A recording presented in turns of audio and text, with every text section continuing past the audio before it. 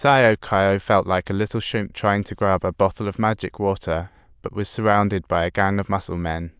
She knew she wasn't heavyweight material yet, so she quietly sat in a corner munching on pastries, when suddenly, a bald guy stepped up. Seeing the bald man obtain magic water, Xiaoqiao realized he was no ordinary person.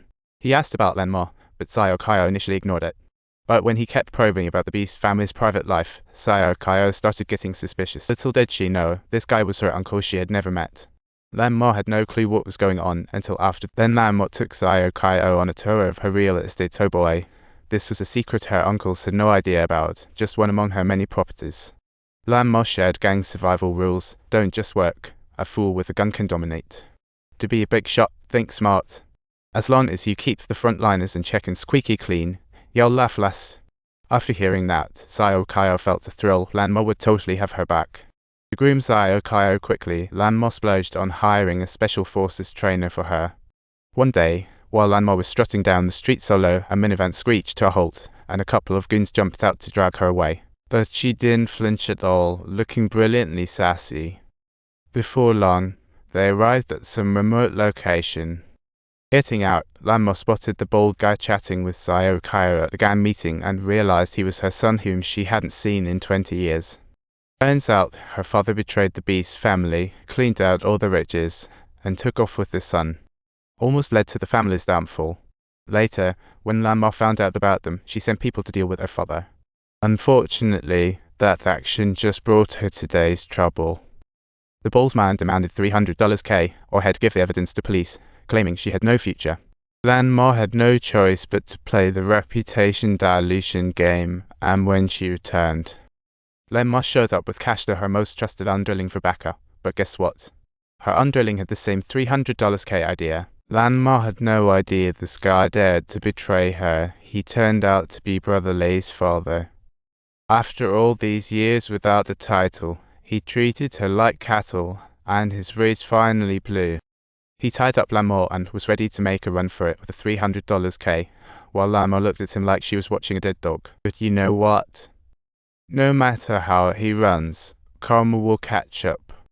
After he bolted, Lanma missed the perfect moment to trade with the bald guy. Surprise, surprise, she got ghosted. Curious Xiaoqiao heard door banging, ready to face invaders. Seeing armed men, she glared at the bald one, asking where Lanma was. Reluctantly, Xiaoqiao claimed she didn't know. The bald guy said, "You get one last chance. DJ, this money is peanuts."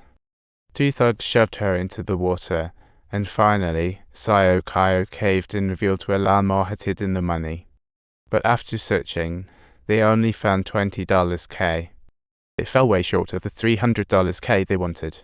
The bald guy, seeing her stubbornness, ordered his henchmen to take her girlfriend for some extra credit tutoring. But they still got nothing. Looks like she was truly in the dark. Next, she was shoved into the pool. What they didn't realize was that this operation would cost them dearly. Not long after, the Pope showed up with Lanma at the mansion.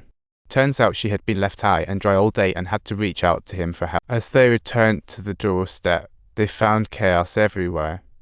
The room was in a complete disarray, and upon seeing her grandchild barely alive, Lanma immediately flew into a rage.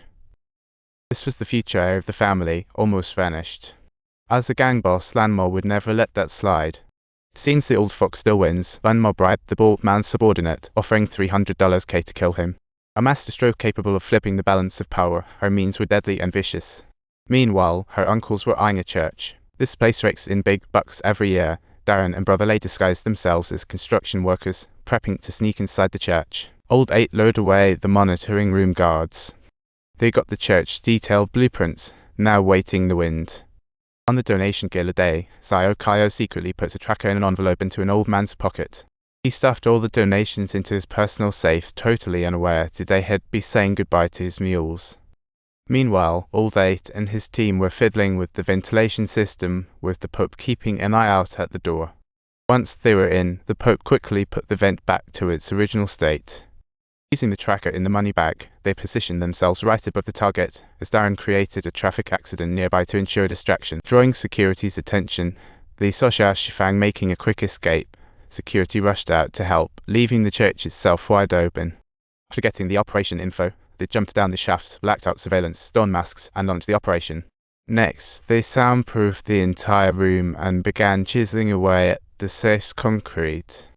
One pulled out a phone to check the drill decibels, ensuring security wouldn't catch wind of anything going wrong. Meanwhile, Darren swapped vehicles and arrived near the church as the cops showed up. When security returned to the monitoring room, they noticed the camera had malfunctioned. He sent a bold custodian to check it out, while Old 8 and his partner were already lifting the safe onto a cart with a hoist. They smoothly entered the getaway via the back door. The operation was flawless. Darren sped off, leaving the bald guy utterly confused. It's hard to imagine what had just happened. Meanwhile, the Beast family brothers arrived at the junkyard, attempting to crack open an unusually tough safe. When a noble brother was dropped from above for the 666th time, he finally opened the safe.